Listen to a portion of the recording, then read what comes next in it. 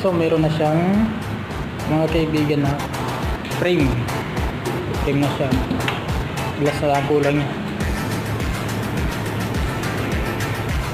Ito naman meron na siyang bubog na siya. Meron siyang bubog sa salamin. Yung salamin nila ilalagay.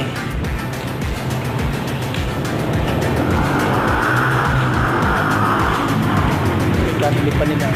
Yan.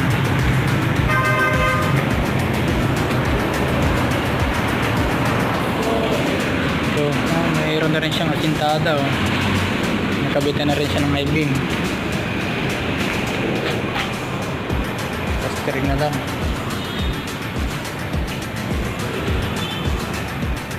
Bilid. Yan mayroon na siya salamin.